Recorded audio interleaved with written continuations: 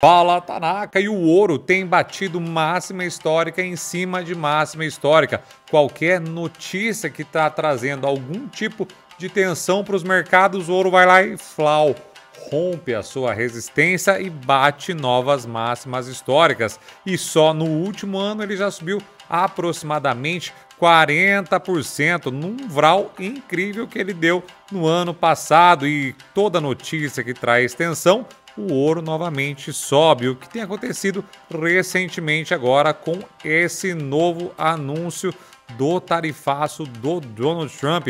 Mas será que agora que já subiu tudo isso, é hora da gente investir em ouro, Tanacão? Interrogação. Eu vou contar tudo para vocês nesse vídeo e mostrar onde você pode alocar o seu dinheiro e onde é melhor, aqui no Brasil, lá nos Estados Unidos, onde a gente consegue investir em ouro, Tanacão.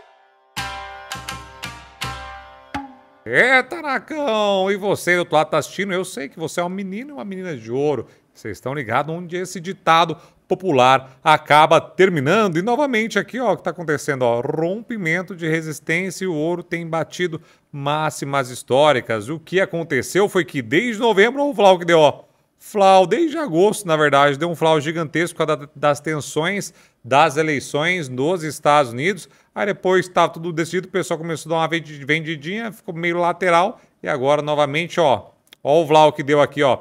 E justamente deu uma rompidinha nessa máxima histórica, Tanaka. E isso está acontecendo sempre e deve continuar acontecendo. Para vocês entenderem um pouquinho da história do ouro ou das negociações do ouro em bolsa de valores, a gente teve basicamente alguns picos, na verdade. Olha aqui, ó, quando aconteceu aqui, ó, lá para 79/84, a gente teve esse pico. Depois a gente teve um pico logo aqui do comecinho de 2017 que não parou de subir e chegou até mais ou menos 2011, onde atingiu um novo pico. E olha o que está acontecendo de novo em 2024, está batendo um novo pico, Tanaka. O negócio tá muito maluco e toda vez que isso acontece, vocês estão ligados por que é, não é verdade? Eu vou contar para vocês direitinho. Aí quem tem ouro, tanto pessoas físicas quanto principalmente pessoas jurídicas, poderiam começar a se lascar. E aí eles fizeram o que, Tanaka? Começaram a mover esse ouro lá da Bolsa de Londres para a Bolsa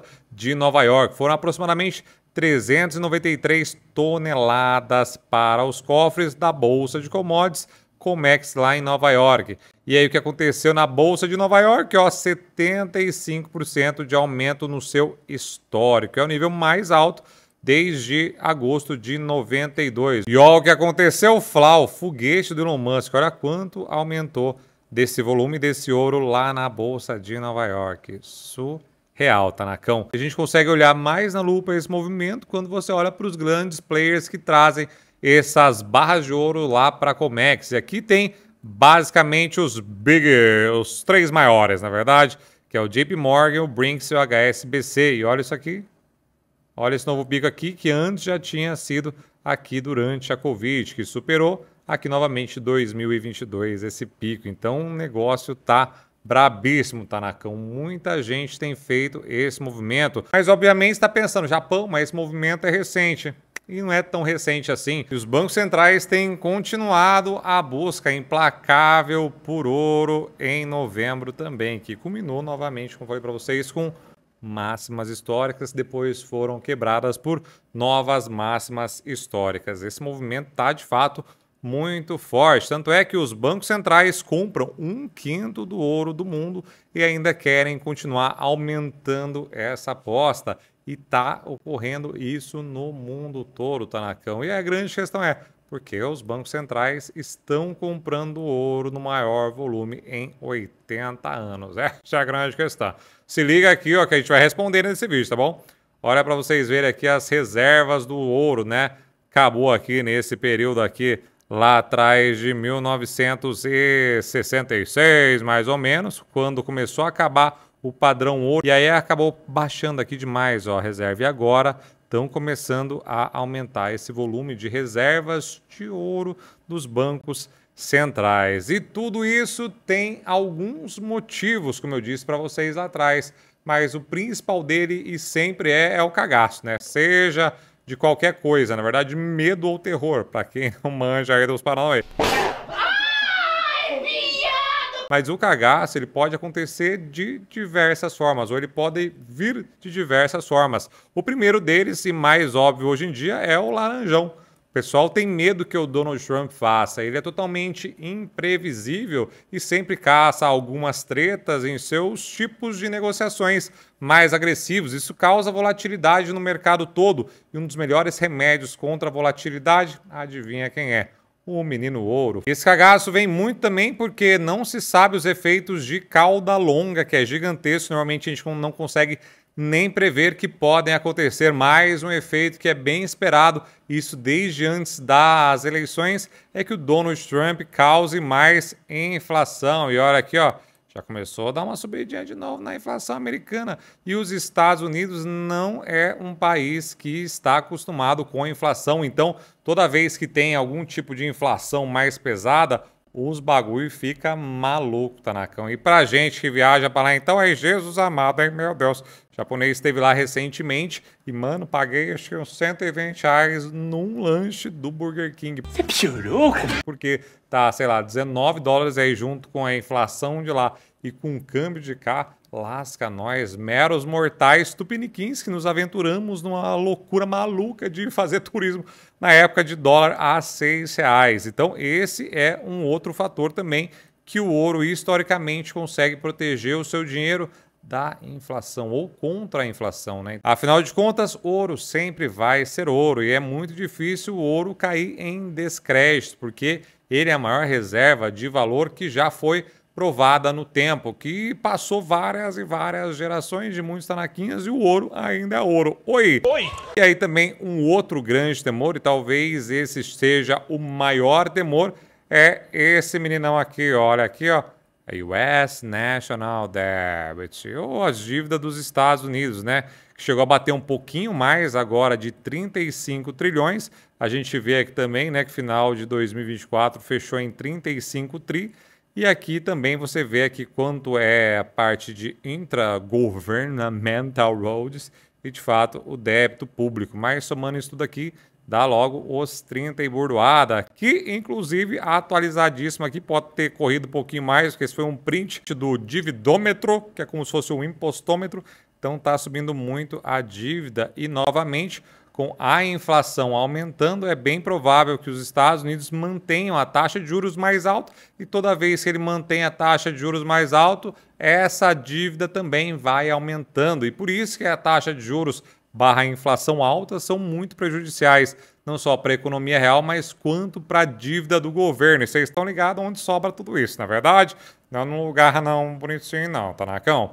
E aí você pensa, fala, Tanacão, mas será que o Brasil tem ouro? E o Brasil tem ouro, só que fica lá em 250 na posição aqui, atrás de Filipina, Lebói, não sei o que é isso aqui, do Iraque, Venezuela, Algéria, mas o que mais tem aqui, ó, reservas em ouro, são os Estados Unidos, depois a Alemanha, Itália, França, Rússia e China, que está comprando ouro feito uma vaca doida. Depois Suíça, Japão, Índia, enfim, o Brasil deveria estar mais ou menos nessa região aqui, ó, atrás de Índia, mas não, aparentemente não tem esse tipo de preocupação. Quem teve minimamente um pouquinho de preocupação foi o maluco aqui, o Campos Neto, que na verdade não tem nada a ver com o Campos Neto, mas tem o Banco Central, ele dobrou as reservas. Eles falam, nossa, então estamos cheios de ouro, inxalá. Mas não é, saiu de 1,19 para 2,25. Então ainda estamos muito longe de ter uma grande reserva de ouro aqui nas terras tupiniquins. E aqui em 23 subiu mais um pouco, é bem provável que já tenha subido mais um pouquinho, mas são os dados oficiais que a gente tem hoje, Tanacão. E aqui novamente mostrando só a diferença de tamanho de mão que os Estados Unidos têm dos outros países na questão do ouro. Novamente, já o Brasil poderia estar aqui, por exemplo, atrás de Índia. Poderia, mas não estamos, infelizmente, porque é extremamente importante ter reserva de ouro hoje em dia, pelo que tudo indica e pelo crescimento gigantesco de várias nações fazendo a sua reserva de ouro e deixando em dia bonitinho, gostosinho, ouro para dentro deles. Eita, e aí você pergunta, mas Japão, ouro sempre é ouro, então ele sempre foi e vai ser o melhor investimento desse mundo? E não necessariamente, Tanacão. Aqui eu tenho uma tabela periódica do que mais rendeu nos últimos anos, né? Porque olha só, Tanaka, onde o ouro tá aqui, ó, apareceu só duas vezes, em 1986 e 1987, na parte superior, quase encostando no topo, uma vez no meio, mas boa parte do tempo ele passou da tabela do meio para baixo, Tanaka. Isso até 2020, e como foi 2020 até 2015, por exemplo, o Japão mostra isso também. 2020, 2002 ele bateu o recorde, foi muito bem.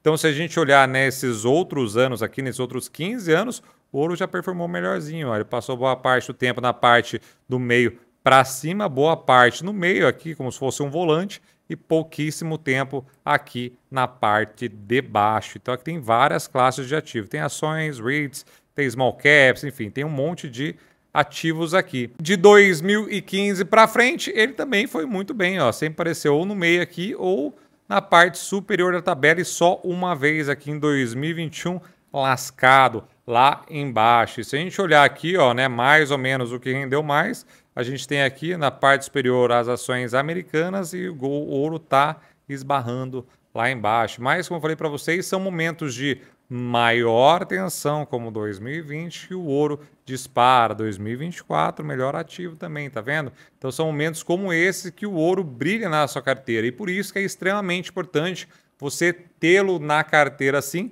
para trazer principalmente a maior resposta de todos para tudo investimento, a tal da diversificação. E esse gráfico mostra a importância dessa diversificação, né? Porque o ouro e o S&P têm uma correlação negativa, basicamente, né? Se um tá caindo, o outro tá subindo, e se o outro tá subindo, o outro começa a cair e vai fazendo esse movimento inverso quase sempre. E aqui, ó, ele já superou também a barreira. Então, o ouro está subindo, talvez o S&P comece a fazer esse movimento de queda. É isso que indica normalmente esses cruzamentos de linha. E esse outro gráfico feito pelo Banco Central Brasileiro também, ele mostra sempre, e é muito legal você chegar a isso aqui, dos ativos com mais risco e o maior retorno. E olha onde o ouro está. Então, o ouro é arriscado, mas traz um ótimo retorno.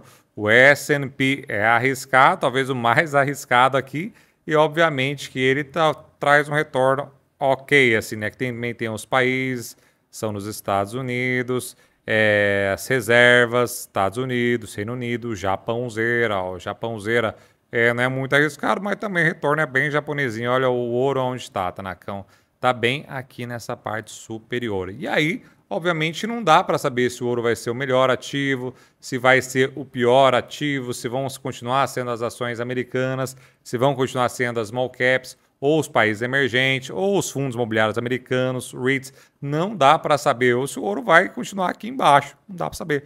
Mas sabe o que dá para saber? Onde você consegue investir para poder aproveitar algum tipo de movimento do ouro para cima. É agora onde o bichão está apontando para cima de novo. Já subiu desde o começo da criação desse ETF aqui do Golden Trust, que é o GLD, que é o ETF mais líquido de ouro desse mundo. Ele já deu uma vrauseada bastante grande, mas, novamente, como eu falei, não dá para saber para onde esse trem vai, mas em momentos como esse que todo mundo tem comprado ouro, é bem legal que você abra o olho também para seguir o movimento. E eu não estou falando de nós, meros mortais, não, Tanaka. Eu estou falando dos bancos centrais desse mundo. Muita gente e muito economista diz que para você saber o que você fazer com o seu dinheiro, você tem que seguir o que os bancos centrais têm feito. Os malucos, vocês viram que tem comprado bastante ouro, inxalá. Então, o primeiro ETF é o GLD, que você compra lá nos Estados Unidos. E o próximo ETF é um brasileiro, Gold 11. Ele já subiu 66% desde a sua nascença. E olha quanto tempo que ele foi lateralizado. Ó. Muita gente provavelmente largou esse trem antes de pegar essa pernada de alta com toda certeza. Porque a nossa vida é sempre feita assim, ó. Tô com medo, tô comprando ouro, tô sem medo, tô suave. Tô com medo, compro ouro, tô com medo. É assim todo mundo. Não tem jeito, a gente larga a mão quando o trem tá bom. E é normal isso, a gente só vai saber olhando para trás se aconteceu esse movimento, né? Porque se o ouro tivesse derretido, você fala, nossa, graças a Deus, amém, eu vendi muito bem. Mas aquele outro ETF, o Gold 11, ele compra cotas desse outro ETF lá nos Estados Unidos, que é o IAL. Então você pode investir nos Estados Unidos desses dois ETFs, o GLD ou o IAL, e tem vários outros ETFs também de ouro, mas eu trouxe para vocês os mais líquidos. E ele desde o seu começo rendeu 528%. E adivinha qual rendeu mais no último ano? Foi o Gold 11, o nosso ETF brasileiro. Isso porque a gente teve uma grande valorização do dólar ou desvalorização do real, que fez com que abrisse esse gap. Mas se você tivesse mandado o seu dinheiro para fora e tivesse colocado aqui, com certeza também teria rendido muito mais se você levar em consideração a variação do dólar, que é uma conta extremamente difícil de você fazer, mas obviamente que é gostosinho, né? O dinheiro do japonês que vai lá para fora, ele nunca volta para cá, ele só vai para fora e vai ficando lá. Por que eu falo isso? Porque aí você deve estar pensando, então vale a pena investir aqui no Brasil, não é verdade? E obviamente se a gente acreditar que vai continuar tendo essa desvalorização do real, pode ser que percentualmente você esteja certo, como a gente viu aqui. Só que, Tanakão, essa conta é bem mais complexa de se fazer, porque você tem que olhar fatores que você não consegue mensurar, como o risco geográfico. A gente teve um grande exemplo, Rússia, os russos se lascaram todos. A gente tem um risco tupiniquim de toda hora, uma tensão, muda tudo toda hora. Então é sempre importante você manter-se uma parcela dos seus investimentos fora do Brasil. Agora, só não, Japão, não quero essas coisas aí, quero manter meu dinheiro aqui no Brasil mesmo. Uma das alternativas é o Gold 11, tá bom, Tanakão? E aí fica à vontade, suave, porque no final do dia é o seu dinheiro, suas regras, não é verdade? E aí, meu menino de ouro, o que você achou desses ETFs? Você já investe em ouro? Tá preocupado com essa tensão toda causada internamente e externamente também? Ou essas tensões que pipocam na sua tela aí todo santo dia e fazem o seu dinheiro derreter? O ETF de ouro pode ser uma das soluções para você colocar na sua carteira. Nessas horas vai ter um monte de gente falando, compra Bitcoin. Bitcoin também pode ser sim um pouco parecido, né? Muito embora o Bitcoin tenha se comportado muito mais parecido com uma bolsa de valores de tecnologia, por exemplo, quando tem algum tipo de risco, do que o ouro, que normalmente tem essa coisa maior, né, de proteger o nosso dinheiro bonitinho contra tensões mundiais. Eu já fiz um vídeo sobre ouro no ano passado, inclusive quando Michael Burry, do filme A Grande Aposta, estava colocando muito dinheiro em um único ETF de ouro. Eu vou deixar aqui para vocês saberem qual é. Não é nenhum desses dois, é um que você consegue trocar de fato por ouro físico, vai estar aqui. E também aqui do outro lado eu deixei para vocês os 6 únicos ETFs que pagam dividendos mensais da B3.